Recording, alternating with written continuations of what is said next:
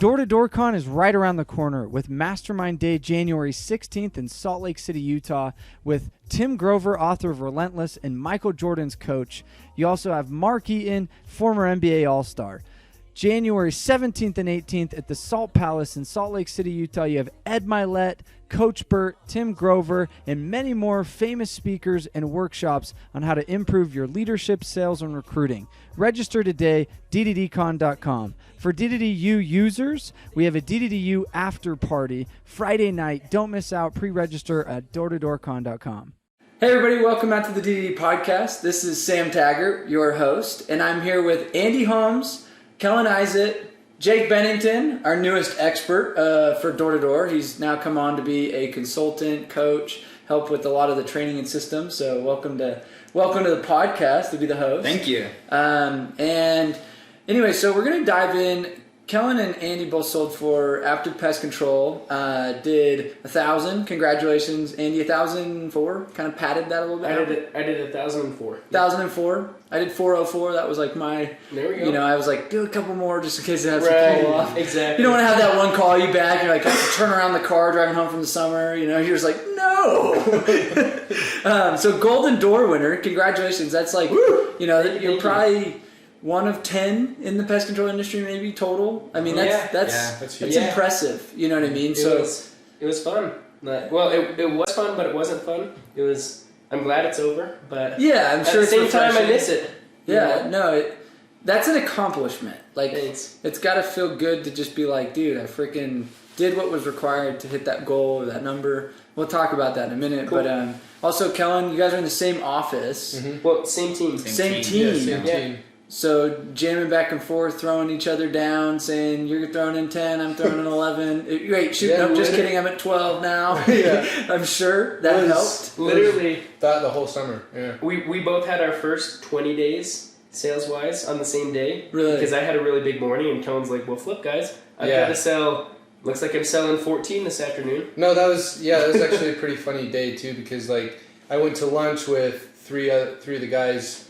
For the 40 minutes to an hour that we do it, and I saw that Andy was at 14 before lunch, and I looked to my buddy and I was like, okay, well Andy's probably going to be ending about 22 or 20, at least 21 tonight. I was like, so I have to go, and I think I was at 8. Yeah, you were. And so I was like, I got to do 21 or 22 by the end of the day, and everyone kind of laughed, and then I hit the doors and I kept watching Andy go up, and I was getting so pissed, and I was like, no, I gotta do it, I gotta beat him. So it was really fun. Yeah, and a lot of people that maybe don't know the pest world, what's the average day, for a normal rep? Oh yeah, 20 for sure. No. I was gonna be like, no, Kellon, you idiot. It's not a significant 20 doors knocked. Yeah. Is the average. DK is the 20 DKs, not 20 hours a week. Yeah, exactly. No, 2 or 3. 2 or 3. And average probably 1 or 2, to be honest. Yeah. If you take amongst the industry. My first summer, I came home with a 3 or 4 day, and I was like puffing my chest as I walked through the door. So you're saying 20 of the normal dudes versus you. We call that office versus me. Let's go. You know what I mean? Yeah, we legit did some. We had some things where it was like, okay, me and Kellon and like one other guy versus everybody, and we do some like incentives. It was It was way fun. It was fun. It's almost sad because we would still win. But it was fun. No, but that's the thing is it's. I think a lot of people that put things in perspective hopefully are realizing, just because maybe they are right now listening and they are the 1 or 2 guy, you know what I mean, in whatever industry that means to you. You guys weren't always, like you said something that's important. It wasn't like you were always the 20-day guy. You know what I mean? Oh, no way. I would have never. My first summer, I saw Brigham Lindsay and Cal Nielsen. They had 20 days, and I remember talking to my wife. Like, it almost like made me mad. It's just like, I don't know, like completely different tangent, but like I never would have thought. And then Kellon and I, we had multiple over the summer. Like, not trying to go off on a tangent or but I mean, and that's the part where I want to almost instill some belief of like, no matter where you're at in your career, you don't sometimes realize, I'm interviewing the guys that do 1,000 plus and, whatever, right? Mm-hmm. But they don't realize year one, you're looking at the 1,000 account guys, the 20-day guys, and you're saying, those weirdos, they have the best area, or they have the best, whatever. You look at it and you come up with some other excuse, and you're like, well, I'm a rookie, and if I was XYZ. But what they don't realize is if you stick with it, that one day can be you. It truly can be. Because there's no way in hell I would have recruited you to and would have taken you to be at all any good. I had to say it with a straight face. I was like, check yourself. I'm an idiot. I must have not understood that right. I wasn't going to say anything until you started laughing. No, but I mean, really though. I guess the question, where you pop off right away, were you kind of progressively? From my first year? Yeah, from your first year. No, not at all. My first year, I had a short summer. I was only able to do 10 weeks, but I had a good summer. I did 180. Yeah. Which is a good summer your first year, and especially in 3 months. Yeah, and then my. But it's not 900. No one looked at Kellon his first summer and thought, here he is. Yeah, they didn't think I was a big hitter or had tons of potential by any means. But my second summer I did 280. My third summer I did 400.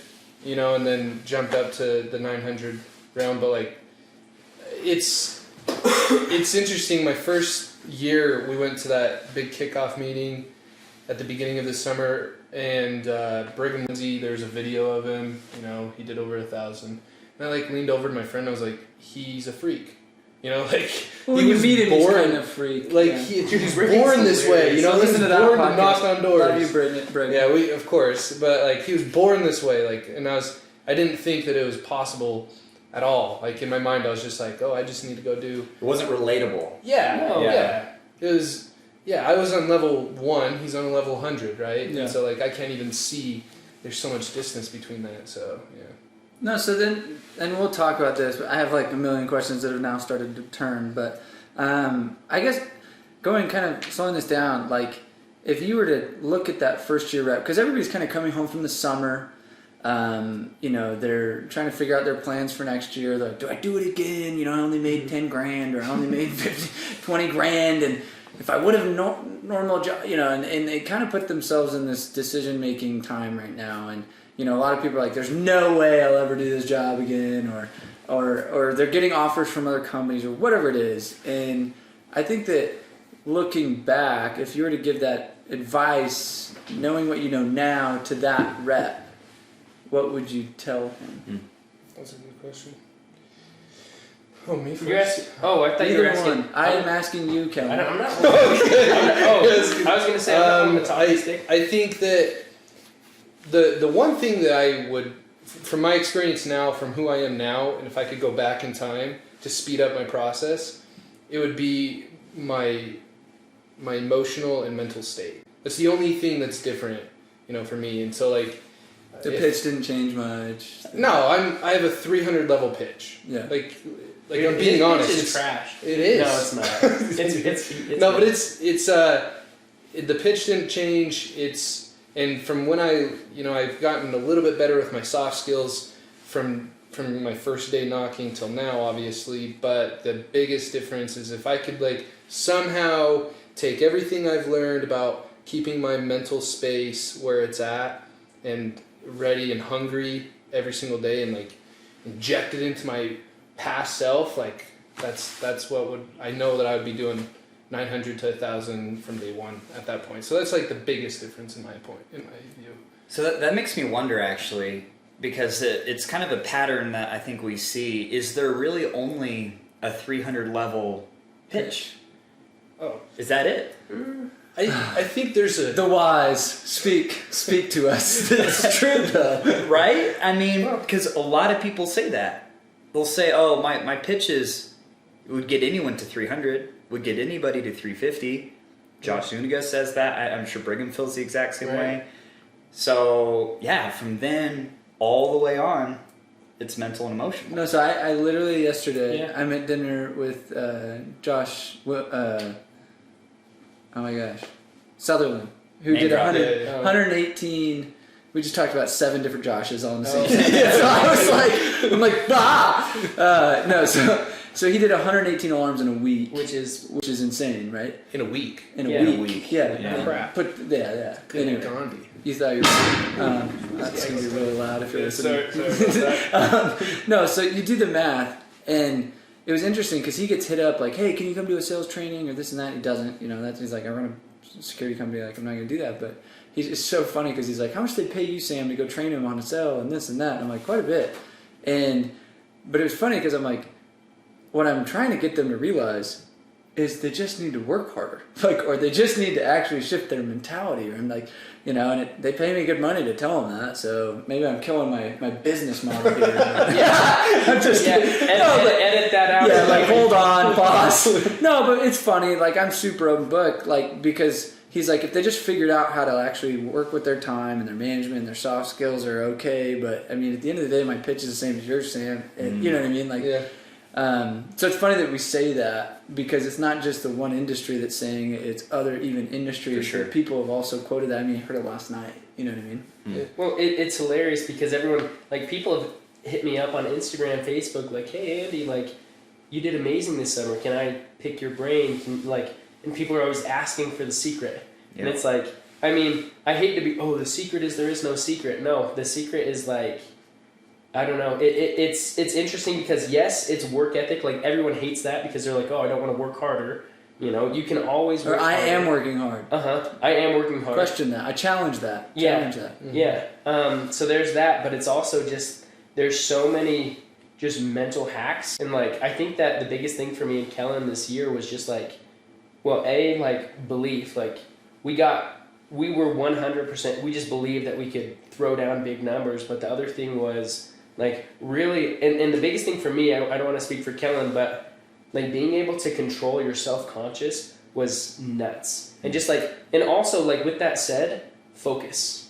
Like, we were so focused. There was no, like, some people probably don't enjoy me during the summer because, like, people want to, people are calling me, they need help with area. I'm not looking around trying to find where their area is. I say, screenshot me your area. Like, I'm like, you can't take me off the doors. Like, I'm so focused. Like, we just have our, like, morning meditation. Everything is just, it's just interesting because people are like, mindset, like, I'm going to tell myself I'm going to sell 7 a day and all of a sudden it's going to happen. No, Andy, that doesn't work. No, Sam, that doesn't work. So, you know what I'm saying? So what about the rep that's like, maybe I'm just not cut out for this? How many of those guys do you get? You know what I mean? You might have reps in your office that are like that. I'm sure you've managed reps like that. They're like, maybe I'm not meant for this. Maybe you're built for this. I'm not. Like what would you tell that rep? So I get that a lot. Like, even with people in my family who are like, like, Kellon, you were just built different. Your mind works different than everybody else, and it quite frankly pisses me off because it almost takes away what I've been able to do. Yeah. It's like, you were just born this way, so you don't really count. You're an outlier. And I think really what's happened is just so much. I've been able to put so much time into developing myself and my mind and my emotion that I've been able to reap some rewards, right? There's so much more out there that we can do and, like, we haven't even tapped into. Like, why is a 2,000 summer off the board, Like, we have Josh is going to do 15, right? Mm-hmm. Yeah.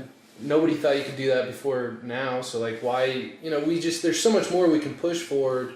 And so when I have a rep who's like, maybe I'm not cut out for this, I think it's hard because you can't force them to have some introspection, but, like, that's what needs to happen. They need to ask themselves, okay, like, am I saying this because I want the easy way out, or do I really feel like, I don't know, because I'm not going to say that somebody has to do door to door, for their whole life if they don't want to do it. If you want to succeed, like, you can. And it's like, some people will be like, yeah, well, I'm trying really hard, this, that, and the other. And it's hard with those reps, but the question that you have to ask, like, are you waking up early? Are you training?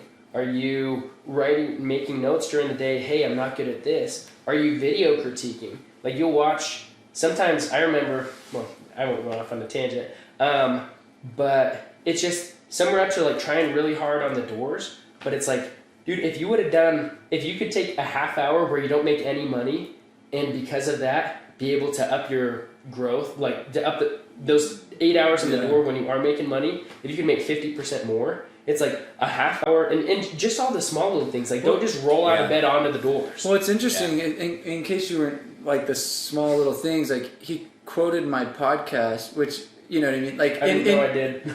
No, but you've even mentioned, you're like, oh, that was on this episode, or I know this about, you know, and it's not that you're trying to, it's, you know that you're studying. It's like, well, why does the 1,000 account guy get obsessed about learning, yet it's so hard to get a 100 account guy to go do any, like, even reading. It's like, if you're telling me I am doing the little things like reading and study, you know, meditation and getting up, and it's like, wait a minute, there's a correlation here. You do those, and that'll help you. So I think I love that. It's kind of like it's kind of like the Pope or the prophet, the Pope, whoever. I mean, the Pope reads the Bible probably more than anybody. You're like, well, yeah, that's his position, but at the same time, probably hasn't memorized. Yeah. You know, but the average person who's religious, how often do they touch Scripture? You know. It just, that blows my mind, because you have those guys who go out, get their face kicked in all day, and they're willing to do that, but they won't take, like you said, 30 minutes out of their flipping day to then make their next 8 hours way better. Emotionally, physically, and financially. I think it's because they don't tie the two together. Like, if you can draw that and make someone see that, all right, you put in the extra work in the morning and then the extra work in the evening where you aren't getting paid, and if I'm going to tell you, and if they're able to make that connection that, hey, I'll make more money because of that time that I'm spending preparing for work and training, like, I think once they make that connection, it's easy. Because I firmly believe, like I tell everybody this, I firmly believe anyone can do this job. Like, if you are of sound mind and you have a good work ethic, like, you can do this job, right? Like, it takes a lot of creating the person, like, really working on yourself to get good at it, I guess. So, like, even lumberjacks. Yeah. even lumberjacks, yeah. No, so check this out. Now, you said a few things. You said something that was really important. If they want it, they can get it. And I think that there's a lot of people that never come to wanting success in this job. And I think that, you know, if I'm speaking to the, you know, if you're listening to this, I'm kind of gearing this to that rep that, like, maybe didn't have the best summer, or didn't hit their goal, or isn't, like, you know what I mean? They're like, I retreated. You know, the worst is when you do less than you did the summer before, and there's those people listening, like, dang, I'm a has-been, or whatever. Right? No, but that's happened. I've had that. And so it's like, you've got to want to succeed. And that's the problem. I think that, you know, or like you said, anyone can do this job. Well, yeah, like, I could send my little 5-year-old daughter door to door, and she could do the job, right? But there's a difference between doing the job and becoming a professional at the job. Does that make sense? Like, in my opinion, it's like, this is a profession for me that I want to, like, embody and master. And I think that, you know, when you say, like, anybody can do it, and you've got to want it, if you want it, you can have it, where I think what happens is people don't spend time building the want. Does that make sense? Like, it's like, it's a lack of commitment. Yeah. Like, it's 100% a lack of commitment. You talk to those guys, and it's like, hey, let's role play. Sometimes those guys don't even know it. Well, it's not even that they don't want it. They don't know the pitch. And you're like, dude, what did I miss? It's like, what do you mean that's what you're doing? Like, I was doing preseason, and I did 20 accounts preseason, like, shout out Vegas. And it was snowing. It was that place is just burnt. If you want a secret, it's 20 preseason counts. Vegas is great. Like, I don't want someone's gonna be like, wait, you're going to Vegas? But yeah, like, some rookies were like, hey, Andy, like, I had a 9-day in preseason. And I'm like, oh my goodness, I didn't even know that was possible. Like, of your 20, one of them were in half of them were in one day. Yeah. Not 2 days. But, like, I went and met with them. They're like, hey, can we go meet with you? And I'm like, yeah, if you guys want to meet up at 7 a.m., I will. Because I wasn't going to lose my time on the door. So I met with them at 7, and they're all sitting around. I'm like, okay, let's hear a pitch. And it was like, these guys, hopefully none of them are listening, these guys didn't have the pitch. They're going around, they're like, well, I'm only getting I just got my first sale. And it's like, why am I not? And it's like, dude, the commitment level just isn't there. They don't want it, like, they don't want it hard enough. They don't, you know what I'm saying? It's like me, before my first summer, dude, like, I drive in the car, you know, at 8 and 2, you know, where you're holding the steering wheel. Hey there, how's it going? Smiling, head nodding. I'm driving on the freeway. I remember practicing my initial pitch. I didn't know any, that was the only part of the pitch I knew. And I going up to the summer, I knew the initial pitch, and driving with my wife we had $700 to our name. We were like 4 weeks married, driving to San Diego, $2,000 a month in rent. You know, didn't know. I figured that is burn the bridge. Yeah. I figured I was gonna be good. You know, but like I show up, I literally memorized the rest of the pitch the night before. I knew resolve ace close. That's what my regional Tosh was helping me with. And like we're driving, and I'm driving, and my wife has the iPad, and she says, "Not interested."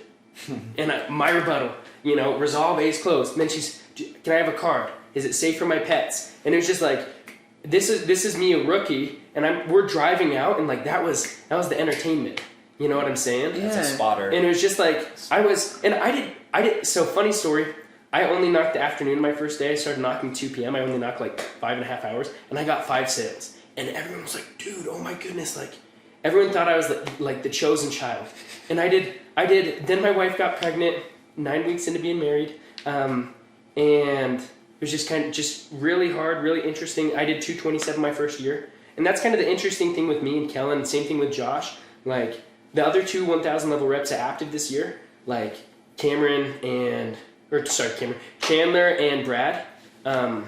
They both broke the rookie record their first year. They were the golden children who were just like, you expected something. I did 227. Like, that was awesome. I went home feeling like a rock star. It's more of a Steph Curry story. It's instead of a LeBron. It's like exactly. They were born in middle school. You're like, that guy's next Michael Jordan. And dark but horse. Steph Curry, you're kind of like, oh shit, it's like, Where did he go from? Yeah, like I didn't even know you were in the NBA 5 years prior. Right. You know you were in the NBA. But who like, are you? Kind of the whole wrap back around is like with, at least speaking from me, like, you just be committed. Like every year, I did 227, 407, 507, 1,004. Like, it's just, you don't go home without hitting your goal. You just don't. Like, I'm taking online classes this semester. I was planning on knocking up to my wife. My wife, she's pregnant, having a baby in 2 weeks. I was going to knock. Mine too. Hey. The 20th. 23rd. What hospital is it? Yeah, I'm like, hey, hang out. We'll be cool. She ready? Yeah, like in those boring Sam, moments where you're like, coming I need to get out of this room. No. I know I'm going. But like, basically, my goal was hit 1,000 before the baby comes, because if not, I'll stay home for a week and then I'm flying back out to Florida. Yeah, it's like you do what it takes to do it. There was nothing that was going to get in my way from hitting 1,000. Like, and I had a plan. Like I had it mapped out. And did you have that plan? Okay, because here's interesting. Because when I had like a big pop, I went from like 167 to 298. I'll say that because it brings me back. Yeah, we'll get there. Yeah. We'll get there. Yeah. No, but I mean, here's the thing. Like, I didn't even think 300. Like in my head, it was like my goal is to get 200 this year. Mm-hmm. Was your goal like because? You had a big pop. Yeah. Was it like, I'm just to do 1,000? Like you were committed to that prior to even going out. You're talking about the 500 to 1,000 pop? Yeah, like when 100%. You knew it before even the summer. Like it was already something. It was funny because was that the same with you, Kellon? Like no, not at all. See, that's why I wondered. You went. My 400. If I can get to 600, that's a way good jump. Well, see, and that's the thing is that was even hard because that was more my story. I'm like maybe 225 there. Yeah, maybe 250. Well, after the first week, I was like, okay, well, Andy throws down a 40 week his first week, and I was like, I've never thrown down a 40 I hadn't either. And we both were like, you had like 37. My 500 summer, my best week ever was 37. Mine was a 31. Which is awesome. Like, that's the thing. I don't want to downplay that. It really is. But I had a 40 week. Kellen's driving up, and he's like, dude, Andy, what the heck? You had a 40 week. Like, is Tampa the golden area? And I was like, yeah, dude, it's great.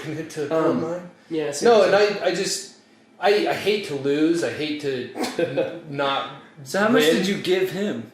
do you pay him like $100,000? You're Yeah, like, for thanks real. for just being next to me. Yeah, Like, for real. He you actually just, brought like, me up a lot. That's what I'm saying. And Like, that's, and once he threw down a 40 week. So the next week I went out and I sold over 40, and I was like, well, the problem is we had a lot of from the get go. We were opening up a branch, and there's some logistical issues. We put on too many accounts. We hadn't hired enough service pros. Yeah, Like, so- good problem to have. But anyways, like, so we were throwing. I started throwing down, and then my first day I did 7 on a half day, and I was like, that's pretty good. I got And 6 that day. I was pissed. Yeah, Worked the full day too. yeah. And then after that it was just 10 every day. Like, just no matter what, I'm going to hit 10. Yeah, because once I did 7, I was like, well, 3 more. It's not that big of a deal. Like, let's just do 10. And that's just closing You know? 3 people who Yeah, almost like, bought. I know that they're out there, so I just went and did, and then it was just 10 after that. But I give a lot of credit to Andy, just being both of us having a huge goal, and being in the same team. Like,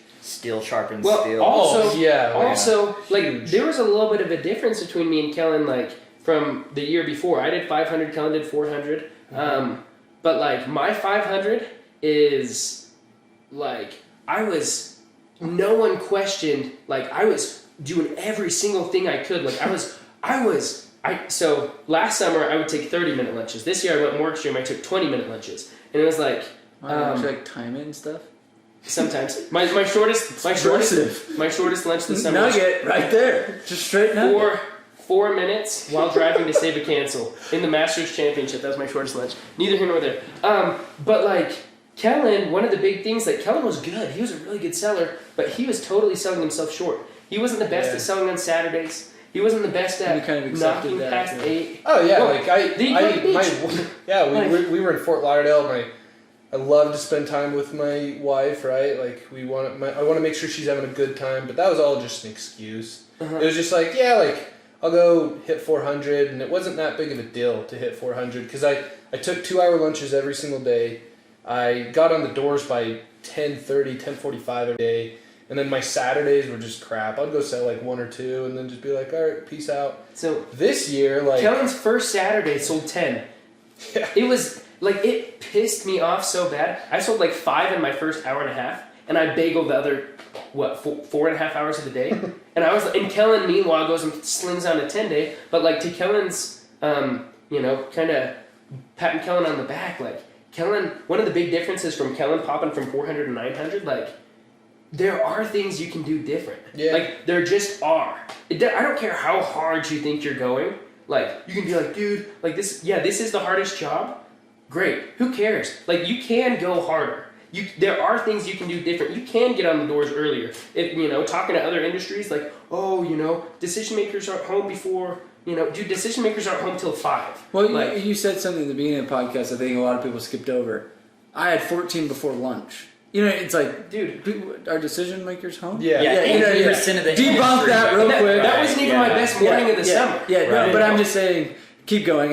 I just wanted to point that out because I think a lot of people have this belief system. Like, when you're saying, I go harder, or there's opportunity for that, Well, people make the excuse like you did with the wife. It's like the mornings. Like, I'm not going to work hard in the mornings. No one's home. It's like, wait a minute. One of the things with me, like, sure, I think, like, yeah, I'll make the argument that, like, oh yeah, mindset. Like, mindset is 100% there. Like, that is, I have my 3 things that I attribute my big jump to, and like, attitude, mindset, like, that is 100% one of them. Like, controlling your subconscious, awesome. But dude, I told Vess this summer, I said, I will, Aptiv's the biggest door-to-door pest control company. I said, I guarantee you that I will knock more doors than anyone else this summer. And he was like, oh, he probably doesn't even remember that conversation. We're at the gym, like, this is talking a 500 level rep, like, I was great, but like, I wasn't, you know what I'm saying? And I knocked 27,000 doors this summer. Okay, we have to pause. We have to take a moment on that, because there are so many people in door-to-door who think they knock a lot of doors. So I want this moment to really sink in.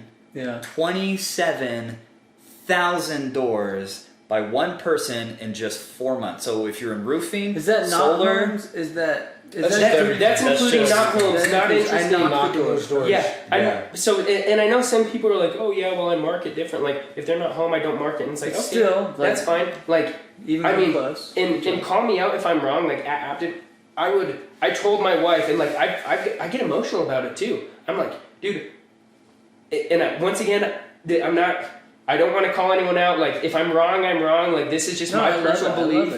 But it's like, I truly believe that I was the hardest door-to-door salesman. I worked the hardest in the whole industry. I said, Beth, my wife's name's Beth. I'm like, Beth, I'm in the hardest job out there. Like, this is the hardest job. And I'm the hardest worker in the industry. And it's like, I wasn't saying like, oh yeah, to pat my chest, but it's like, I'm having a rough time, like, I need some help. I'm the best conditioned. It was like, because my wife, she'd go pick up my sandwich. I eat the same thing every single day for lunch. Like, literally the exact same thing. And so it's like, my wife, she'd have to go before the morning meeting to go pick up my sandwich, because I like the exact same Subway sandwich, and she brings it home. My Beth, like, sweet onion chicken teriyaki? No, dude. What? It's like a ham sandwich. No, really? Steak? No, it's like Philly cheesesteak. Okay, that's okay. Oh, yeah, okay. But it's got like the fair. pepper stuff like that. But it's like huge shout out to my wife. Like, she was a big help to me. Drive but it's out. Get your lunch. She would drive drive out with your area. She'd take it back. She'd have to come back before I left for the morning. Like, jeez. Yeah, and it was like she'd pack my lunch. Like, it's like, hey, during the summer. Like, but I think, Kate, just to... I don't want to go too... But 27,000. Over 200 a day, average. Nope. What is it? If I knock 200 doors in a day, dude, it's like, why wasn't I knocking enough doors? Like, dude, my average, 275, 300. Dude, I mean, I don't want to go off on but this is important. That's very important, though. Because... it goes back to, I'm going to challenge your work ethic. I'm going to challenge your hard work. I'm going to say, let's challenge this real quick. Mm-hmm. And people, like, I hear it all the time. Hey, guys, go knock 100 doors a day. I'm like, let me challenge 100. I could knock 100 before lunch if you really wanted to. Oh, every single day. If you don't hit 150 before lunch, ready? You know? I just ordered today 40 mini Segways. Yeah. Do you ride that? Is that what you use? Yeah. He's got like... I've got like 8. Oh, so can I bring... Okay, wait, pause. Another plug.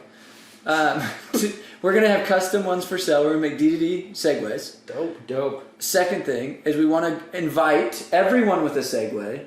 We're picking a day, and we're going to have a Segway music video. Like, dope, like, choreographed Segway...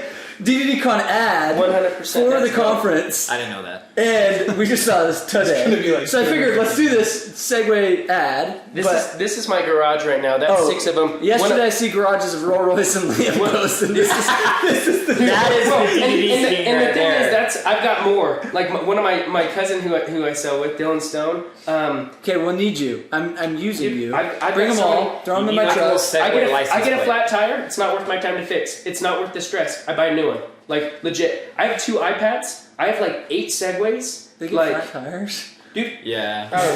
You're not knocking enough doors if you don't know if they get flat tires. Yes! That is so good! That is the nugget of the day! Oh, shoot. There should be a plug in here. Yeah. You can put slime in your tires and they won't get flat tires. Whatever. So, but nobody told us didn't want to do that. Well, dude, and so I have 2 iPads, like, and that's why, like, I work the hardest. Like, there's the whole Grant Cardone, like, oh, you got someone rear-ended into you, like, you had a part of that. You didn't have to be running 5 minutes late. The whole thing, like, I had multiple Segways, so that way if I had a problem, I just have another one. Yeah. I had 2 iPads on 2 different data plans. One Verizon, one T-Mobile, so that way, if I didn't get good service in one neighborhood with this iPad, I just switch to the other iPad. It's because I'll have good service on that one. It's just like, people are like, yeah, I'm so committed to the job. And it's like, great. Like, there are ways. Whoa, mind blown right now. This is probably the cool moment of DDD podcast. moment. I'm just serious. And big shout out to Calder Bros for the Mason Joyce. No, but they're getting legs out of that. Like, and I'm sorry if I'm getting emotional about it. No, I'm getting emotional. That's that's why I'm like, it's so many people, and if you're listening, it's what's the passion spoken behind what Andy's saying is what I want to hear. And he says, I'm so committed I bought 2 iPads. I'm so committed that it's like, I'm not going to like take an afternoon to fix a tire. like Amazon is going to deliver it to my house in 2. You know what I mean?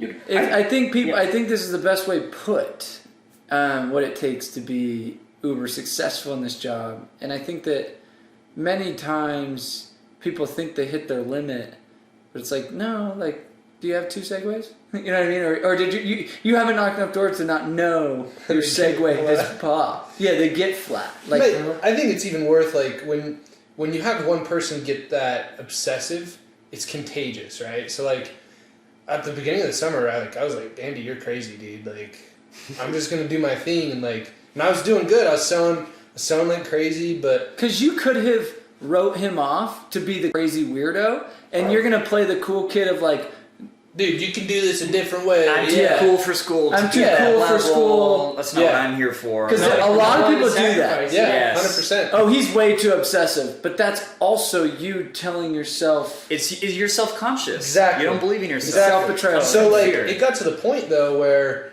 middle of the summer, I had a mishap with a Segway or an iPad. What was it? It was what I had. It was your car.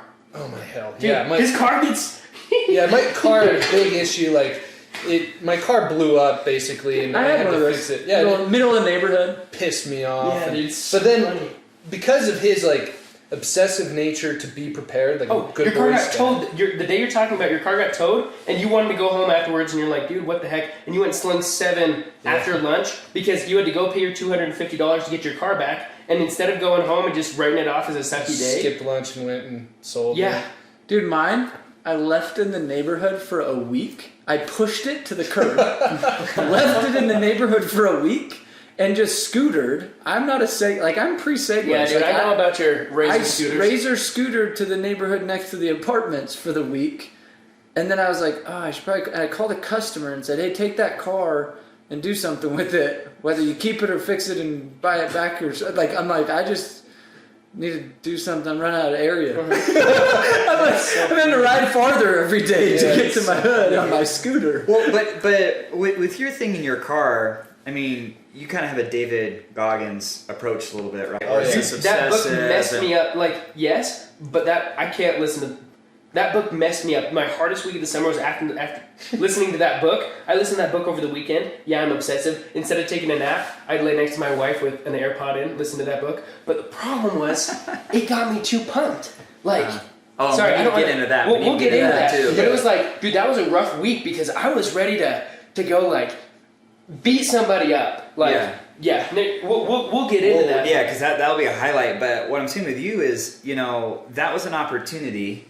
And David Goggins talks about callousing your mind, right? And you don't choose if you're going to callous it or not. You're always callousing your mind, either for something or against something. it. Yeah. And that would have been a perfect moment Yeah. to callous your mind against a hard thing and say, anytime something happens at this level, I'm used to calling it a day, wrapping it up. And also, it was a point where I was like, okay, I made a commitment that I wasn't going to be, I wasn't going to give myself a cop-out. I wasn't going to go the other direction at the beginning of the summer. And that was when the light switched. I was like, this is why Andy has 6 Segways. This is why Andy has 2 iPads. Because I was like, sure, he pays, I don't know how much money you've paid in Segways and iPads. My Segways are going to be cheaper than the Segways. Yeah? Oh, sweet. And we'll be really legit. And it's like, I'll take 8.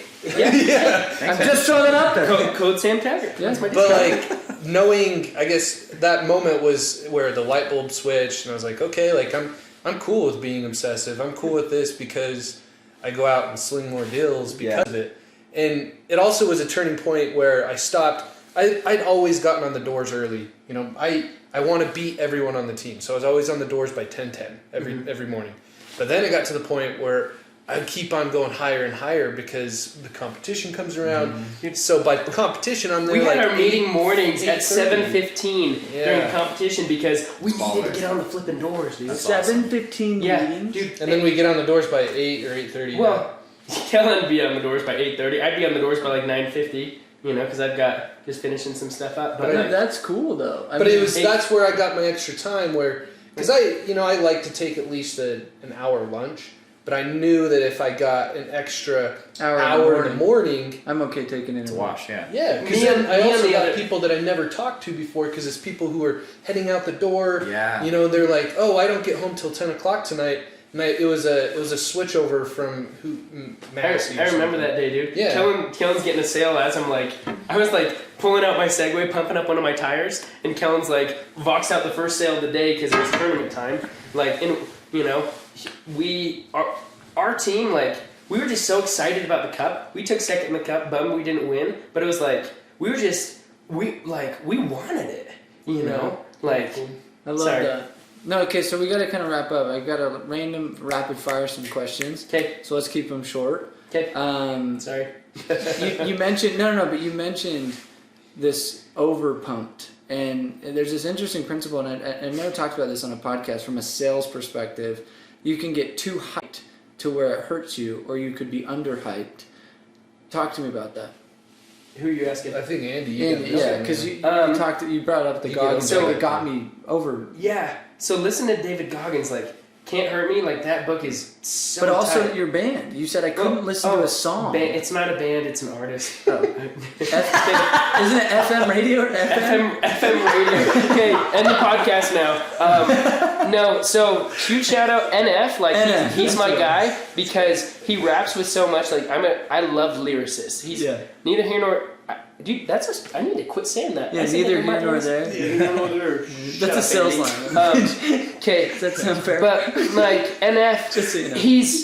he raps with so much passion and emotion that it's I can't listen to him during the summer. I love NF. I can't listen to him during the summer because it throws me off my whack. If I get if you bounce a ball super high, it has farther to come down as well. So it's with me, it's if you can shout out to ZitFizz, hashtag Sam Taggart or code Sam Taggart. So ZitFizz. I don't do bang or anything like that. I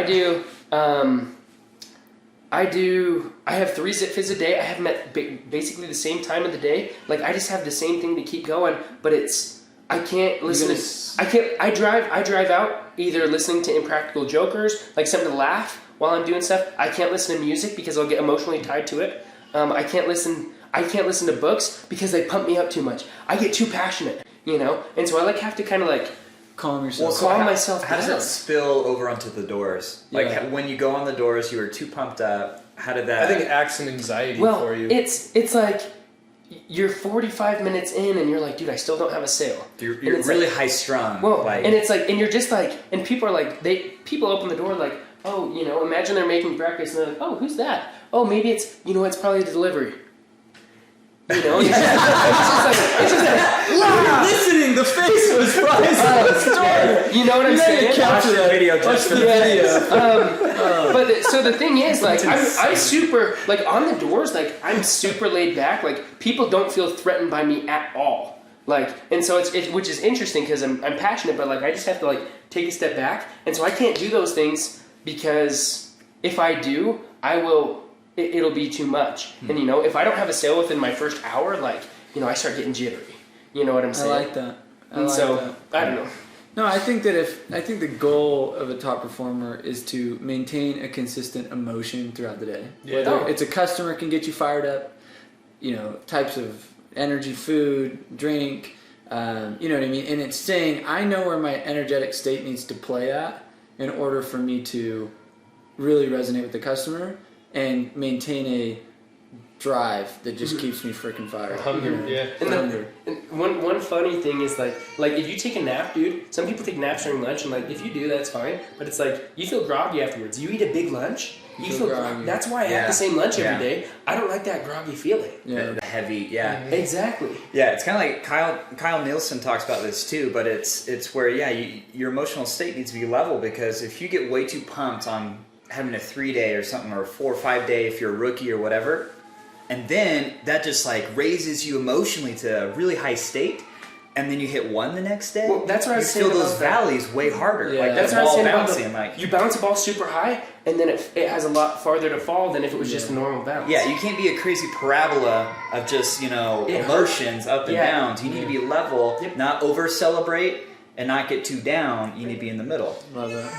The sad thing about it is, and this is the way I view it, which I think is a little bit pessimistic, but it's like I'm constantly unsatisfied. No, but it's blissfully unsatisfied. Yeah. Is the term that Yeah, like I'm happy with what I've done. Like, Kellon, you had 900. Like, I'm happy, sure, but at the same time, I'm not. Yeah. I'm not satisfied, and like I have, that's where I think the consistent uphill can go. Is where you're always reaching for more, always hungry for a little bit more.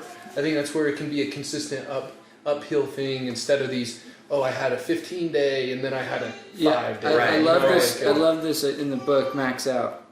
He talks about this blissfully unsatisfied kind of principle, and a lot of peak performers, what actually stops them is they say, I don't want myself to get satisfied. I don't want myself to get fulfilled or feel happy about my success, because then the second I feel happy about my success, I'll then slow down. Yeah.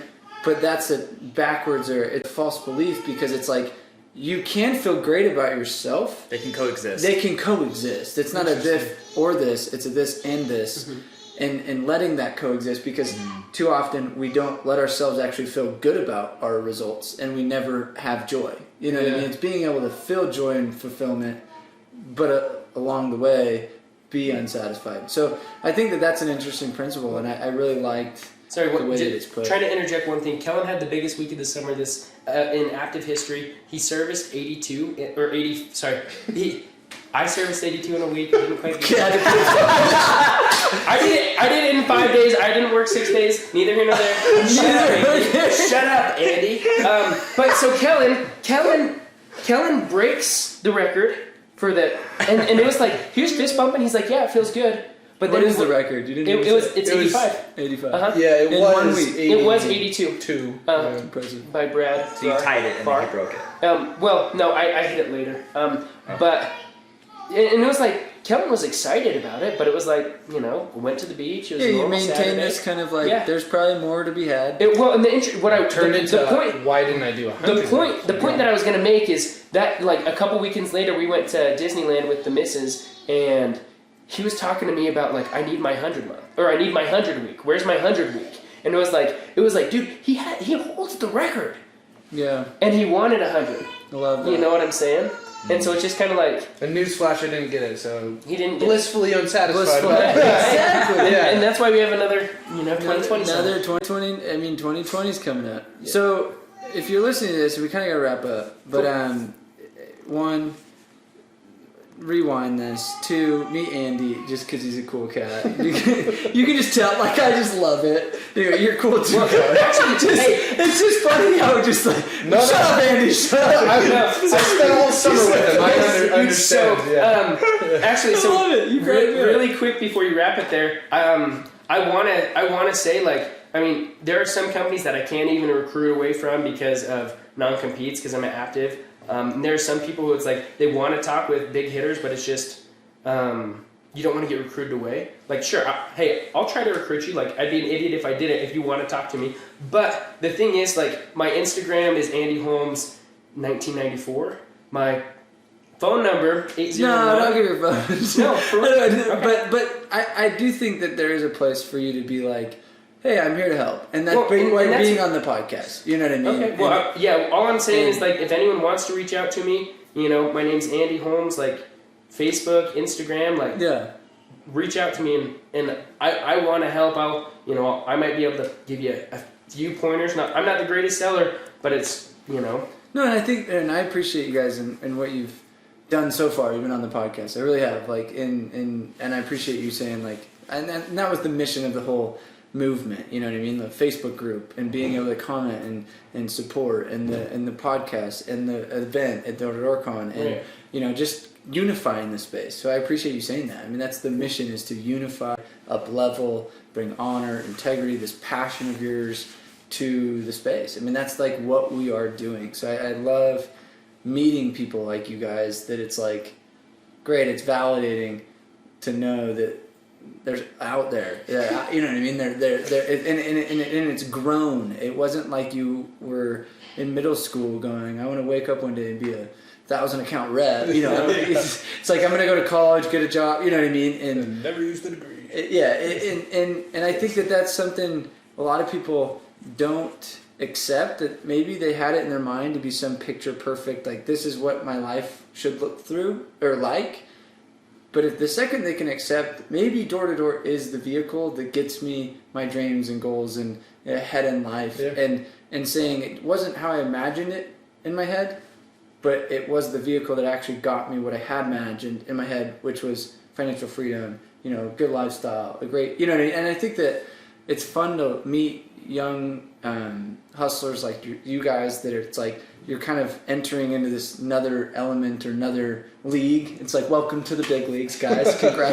Congratulations, you made it. But Tim Grover, who's speaking at DDDCon, in his book Relentless, he talks about the cleaners, the coolers, the cleaners, and the closers, right? I don't know if any of you guys have read this. And he's like, what's the difference between the cleaners and the closers? Which the cleaners are like the Michael Jordans of the world.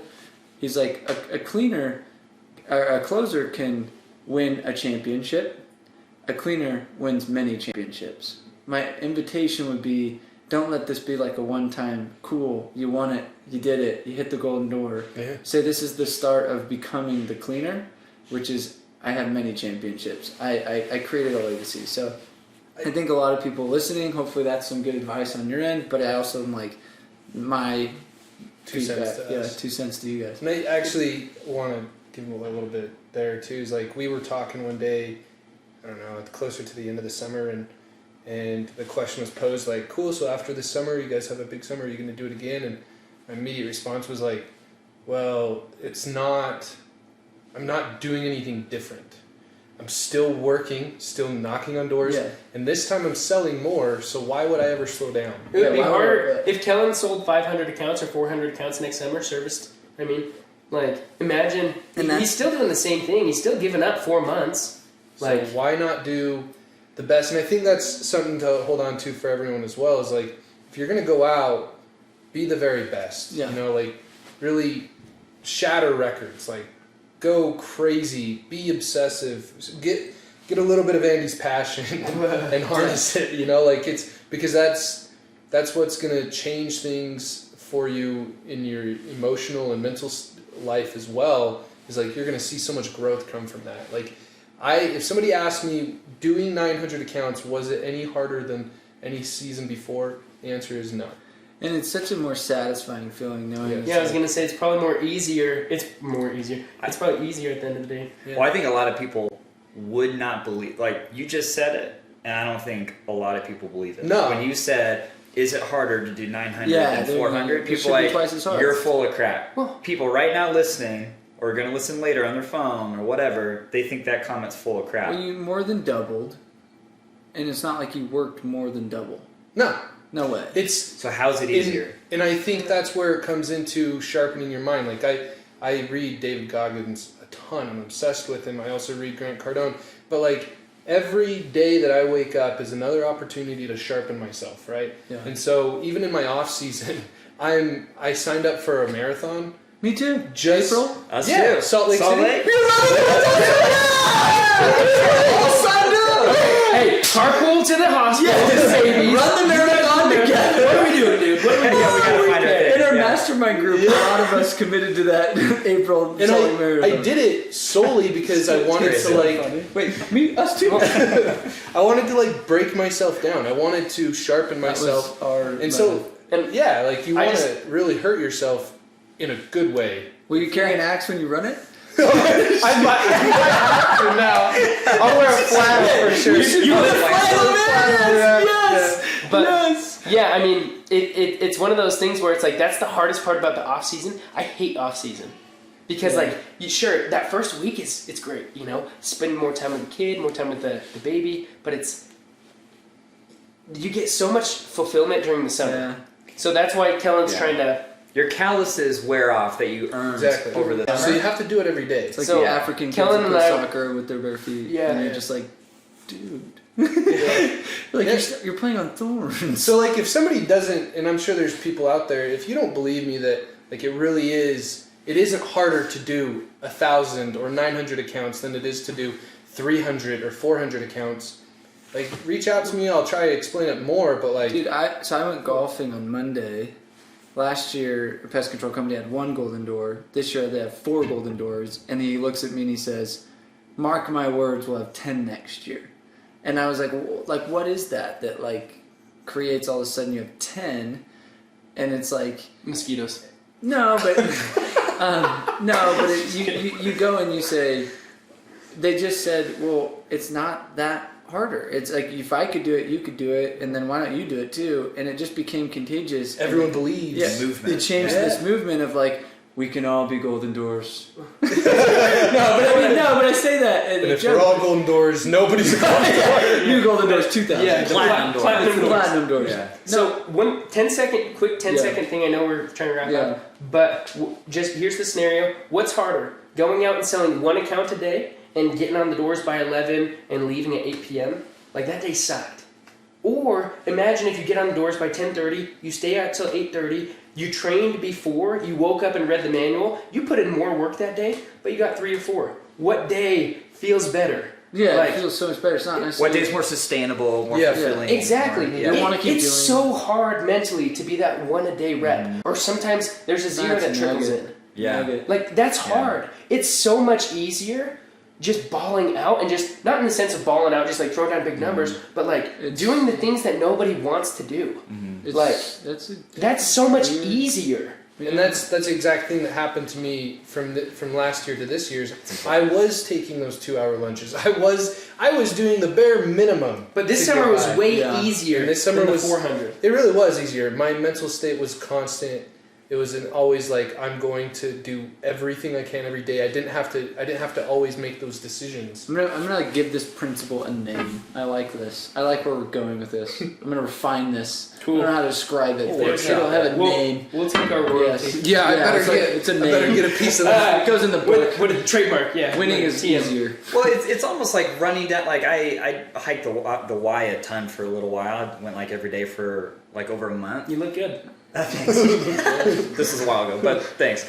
But when you go down and you're trying to be quick-ish, if you fight it, have you ever noticed if you're going down and it's steep, on your way down, if you fight it and you try and go slower, you destroy your thighs. Yeah, it hurts it's way more. hard. But if you give into it, That's a good way. and you go right into the speed, and you just say, okay, I have to give into this speed, even though it feels uncontrollable to me, because you know when you start bounding down the slope, it's kind of scary, you know? Thought of the name. What? The Y principle. The Y principle. I like it. But I mean, you actually exert way less energy, Yeah. you know, and you go way faster. Mhm. It's a win-win. Love it. Yeah. Love it. The Y principle. That's actually perfect. Okay, we gotta wrap up. You guys are awesome. We'll see you at Door to Work You On. too. And Thanks, this has been fun to like jam and Yeah. my brain's spinning because it's such a fun just getting so many different unique angles to this. You know what I mean? And I'm writing a book called The Achievement Formula, and that's why I kind of am creating these different terms. And you know what I mean? It's fun. So I learned a lot. It always surprises me, and that's one of the biggest reasons I like doing this. You know, with Ed Milet yesterday, it was funny. We were jamming, and he has one of the most well-known podcasts, right? And we were talking about doing podcasts and hosting and interviewing, and he was just like, dude, I just love it because I learn. And I'm like, dude, you're half a billionaire, like, you know what I mean? But it's just that like I get to pick the brains, and everyone has something to give, and I think that staying hungry and learning and work ethic and challenging what's your success, like, I think that what you guys have said is so elementary, principally sound to help people. And Really good principles. I love it. Okay, much love. Share this or tag a friend that maybe needs some love here. And thanks to Cole Information and our Cattle Road guys. But but thank you guys for obviously tuning in, and we'll see you on the next one. See you later. Knocking, knocking, knocking.